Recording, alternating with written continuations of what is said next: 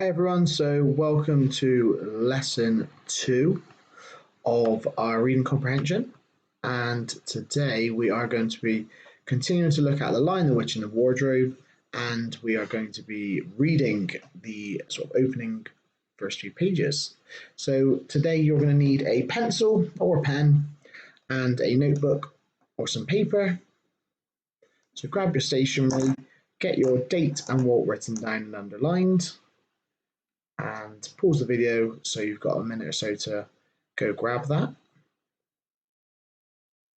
Okay, now you've got your equipment, you've got your date and what written in. Let's take a look at the text. So now you can read along with me. If you follow the link to this text, you can read if you want. Otherwise, you can listen to me read the extract to you. If there was any language in there that you're not 100% sure of, or there's something that you've never heard of before, or it doesn't quite make any sense, just jot it down and include it in your write up, and we can have a look at it and see if we can figure out for the next lesson. So let's get on with the reading. Click this link. Okay, so The Lion, the Witch, and the Wardrobe. Now, on our text, we are going to read up to where Lucy goes into the wardrobe. So here we go. Chapter 1. Lucy looks into a wardrobe. Once there were 4 children whose names were Peter, Susan, Edmund, and Lucy. This story is about something that happened to them when they were sent away from London during the war because of the air raids. They were sent to the house of an old professor who lived in the heart of the country, 10 miles from the nearest railway station and 2 miles from the nearest post office.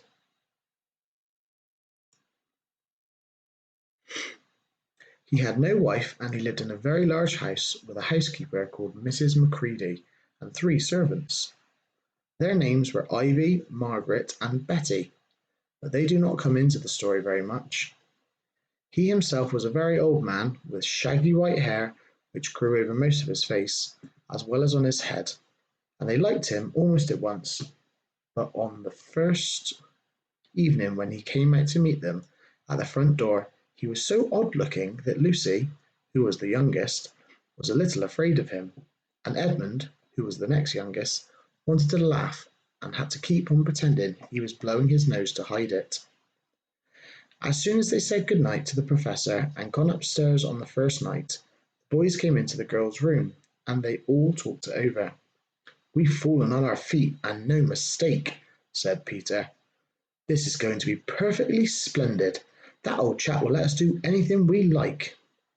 "I think he's an old dear," said Susan. "Oh, come off it, Edmund."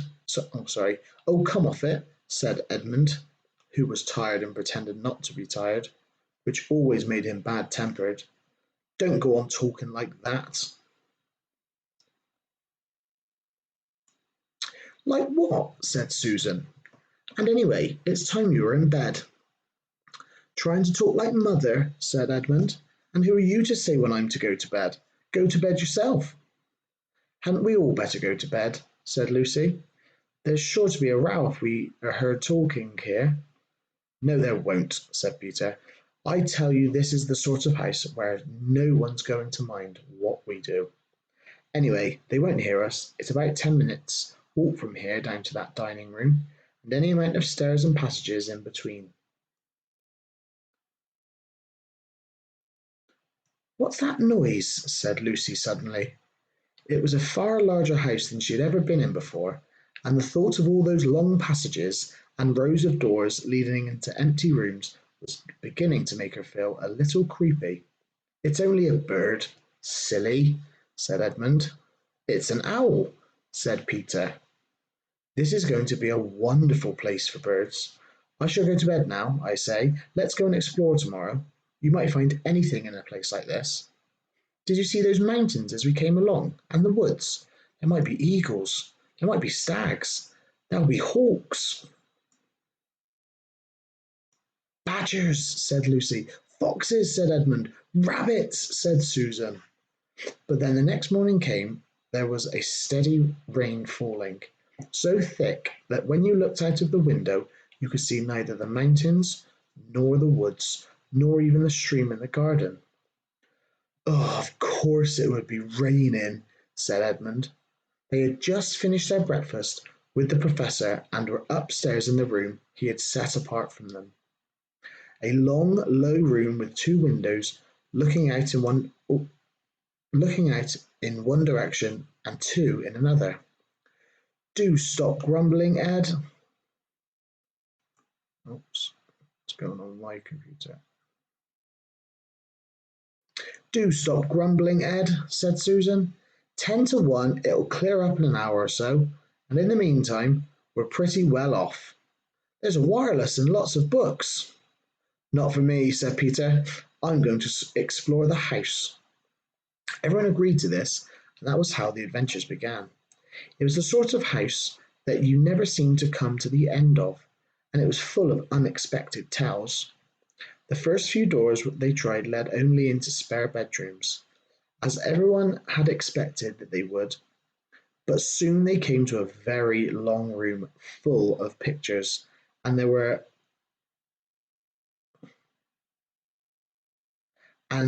they found a suit of armour. And after that was a room all hung with green, with a harp in one corner, and then came 3 steps down and 5 steps up, and then a kind of little upstairs hall and a door that led out onto the balcony. And then the whole series of rooms that led into each other were lined with books, most of them very old books, and some bigger than a Bible in a church. And shortly after that they looked into a room that was quite empty, except for one big wardrobe, the sort that has a looking glass in the door. There was nothing else in the room at all except a dead blue bottle on the window sill. Nothing there, said Peter, and they all trooped out again. All except Lucy. She stayed behind because she thought it would be worth while trying the door of the wardrobe. Even though she felt almost sure that it would be locked, to her surprise it opened quite easily, and 2 mothballs dropped out. Looking into the inside, she saw several coats hanging up, mostly long fur coats. There was nothing Lucy liked so much as the smell and feel of fur. She immediately stepped into the wardrobe and got in amongst the coats and rubbed her face against them, leaving the door open, of course, because she knew that would be very foolish to shut oneself into any wardrobe. Soon she went further and further and found that there was a second row of coats hanging behind the first one. It was almost quite dark in there, and she kept her arms stretched out in front of her so as not to bump her face on the back of the wardrobe. She took a step further in, then 2 or 3 steps, always expecting to feel woodwork against the tips of her fingers, but she could not feel it. This must simply be an enormous wardrobe, thought Lucy, going still further in and pushing the soft folds of the coats aside to make room for her. Then she noticed that there was something crunching under her feet. Right. So that was a very exciting first couple of pages for an opening of a book. Now, if there was any language or anything that I mentioned that you've never heard of before, take a note of it and just put a little question mark next to it. And then anything that I see when you hand your work in, I can, if there's lots of you that have the same word or phrase that you're finding tricky, I can sort of share that all with you the next lesson. If there's a single word though that you can go ahead and Google, or you can ask mum about or dad, then if you can put a question mark next to it and then your answer, that'd be really cool. See how you've started not knowing what something is, and then by the end of the lesson you figured it out. That'd be great to see. Now moving on, it is quiz time. So you need to put 1 to 8 down the side of your page, and there are 8 questions for this quiz. So we're going to try and do this from memory, but if you go back and re-listen to the opening few pages again, that's no problem. But let's see how well you were listening and how much of the story went in. So to start off with, question number 1 is, what are the 4 siblings called? What are the 4 siblings called? I'll give you a clue. There are 2 brothers and there are 2 sisters. Okay, question 2. Why were they sent away from their home? So why were they sent away from their home? And if you, oops, this is going automatically. If you wrote this word down, this would have been in your vocab, new vocab that we had a look at in yesterday's lesson. There might be a bit of a clue in there. Okay, question 3. What piece of furniture did the youngest sibling climb into? So think about that last passage that I had narrated to you guys. What piece of furniture did the youngest sibling climb into? There's even a bit of a clue on the screen. Okay, question 4. What did the youngest sibling find in there? What did she find in the piece of furniture?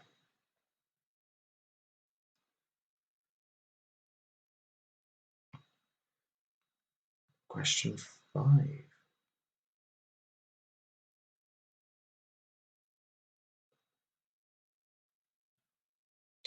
So we'll pause it there for just a second. Now, we're going to have a look at 3 more questions after we carry on reading our extract from our story. So that's our first 4 questions done. What are the 4 siblings called? Why were they sent away from their home? What piece of furniture did the youngest sibling climb into? What did she find there? Now, I'm going to leave up the next question for you. When we read ahead, we'll see if you can work out the answer from this question. So, who did she meet at the lamppost? Let's carry on reading and find out. So then she noticed that there was something crunching under her feet. I wonder, is that more mothballs? She thought, stooping down to feel it with her hand, but instead of feeling the hard, smooth wood of the floor of the wardrobe, she felt something soft and powdery and extremely cold. This is very queer, she said, and went on a step or 2 further. Then, next moment, she found that she was rubbing against her face and hands. It was no longer soft fur, but something hard and rough, and even prickly. Why, it just feels like branches of trees, exclaimed Lucy. And then she saw that there was a light ahead of her, not a few inches away, where the back of the wardrobe ought to have been, but a long way off. Something cold and soft was falling on her. A moment later, she found out she was standing in the middle of a wood at night time, with the snow under her feet and snowflakes falling through the air. Lucy felt a little frightened, but she felt very inquisitive and excited as well. She looked back over her shoulder, and there, between the dark tree trunks, she could still see the open doorway of the wardrobe, and even catch a glimpse of the empty room from which she had set out. She had, of course, left the door open, for she knew that it was a very silly thing to do to shut oneself into a wardrobe. It seemed to be still daylight there. I can always get back if anything goes wrong, thought Lucy. She began to walk forward, crunch, crunch, over the snow and through the woods towards the other light. In about 10 minutes, she reached it and found it was a lamp-post.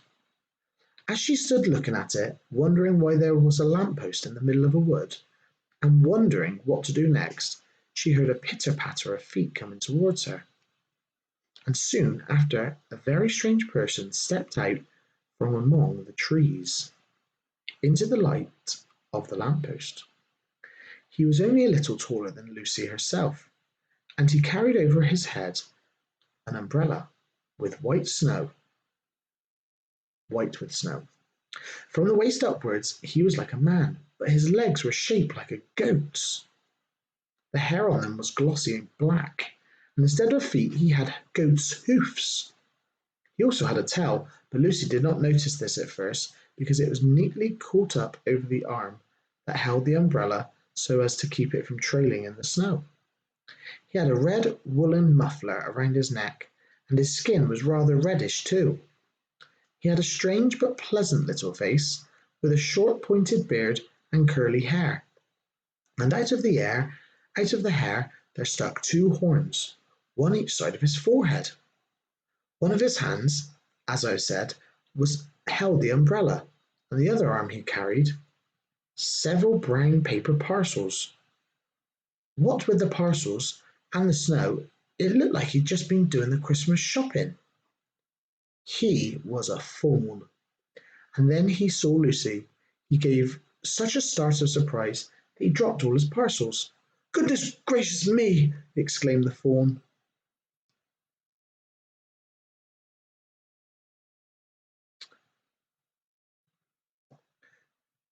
Right, so let's go back to our quiz. So, question 5, who did she meet at the lamppost? Who or what did she meet at the lamppost? Question 6, what type of creature was he? And question number 7, what was the name of the place that they were in? So I think you might be able to answer 2 of those questions. So let's go back to our text and see if we can answer any more.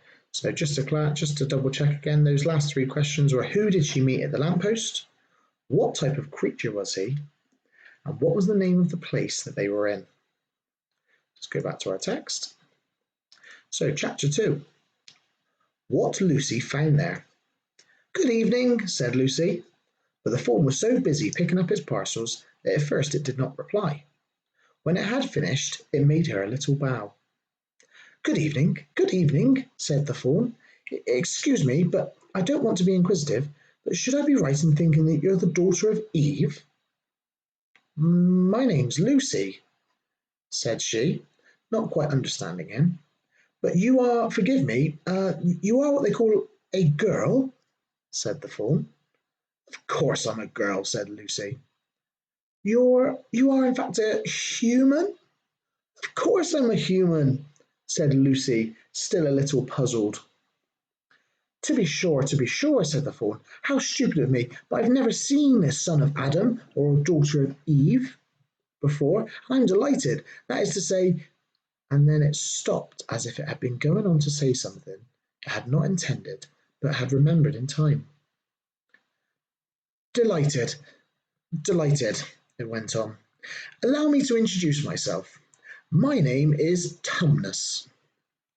"I am very pleased to meet you, Mr. Tumnus," said Lucy. "And may I ask, oh Lucy, daughter of Eve," said Mr. Tumnus, "how have you come into Narnia?" "Narnia? What's that?" said Lucy. "This is the land of Narnia," said the fawn, "where we are now, and all that it lies between the lamppost and the great castle of Cair Paravel on the eastern sea. And you have come from the wild woods of the west." I got in through a wardrobe in the spare room," said Lucy. "Ah, said Mr. Tumnus in a rather melancholy voice. "If only I had worked harder at geography when I was a little fawn, I should no doubt know all about those strange countries. It's a little too late now." "But they aren't countries at all," said Lucy, almost laughing. "It's only just back there. At least, I'm not sure. It's summer there." "Meanwhile," said Mr. Tumnus, "it's winter in Narnia, and has been for ever so long. and we should both catch a cold if we stand here talking in the snow. Daughter of Eve from the far land of Spare Un, where eternal summer reigns and the bright city of Wardrobe, how would it be if you came and had tea with me? Thank you very much, Mr. Tumnus, said Lucy, but I was wondering whether I ought to be getting back. It's only just round the corner, said the Faun, and there'll be a roaring fire and toast and sardines and cake. Well, it's very kind of you, said Lucy, but I shan't be able to stay long. If you will take my arm, daughter of Eve, said Mr. Tumnus, I shall be able to hold the umbrella over the both of us. That's the way. Now off we go. And so Lucy found herself walking through the wood, arm in arm with a strange creature, as if they had known one another all their lives. They had not gone far, but they came to a place where the ground became rough, and there were rocks all about, and little hills up and little hills down. At the bottom of one small valley, Mr. Tumnus turned suddenly aside, as if he were going to walk straight into an unusually large rock. But at the last moment, Lucy found he was leading her into an entrance of a cave. As soon as they were inside, she found herself blinking in the light of a wood fire. Then Mr. Tumnus stooped and took a flaming piece of wood out of the fire with a neat little pair of tongs, and lit a lamp. Now, we shan't be long, he said, and immediately put the kettle on. Okay. So I think that is all of it for today. Oops. So just to go over those questions one more time for you guys. What are the four siblings called? Why were they sent away from their home? What piece of furniture did the youngest sibling climb into? What did she find there? Who did she meet at the lamppost? What type of creature was he? And what was the name of the place that they were in? So that's your 7-question quiz for our Lion, the Witch, and the Wardrobe story. So make sure that will be in your workbooks. So take a picture of it so it's nice and clear, guys. If there's lots of people stuck on a word, we will share that on the next video. But in the meantime, good luck with the work, and I'll see you on the next lesson. Cheers, bye.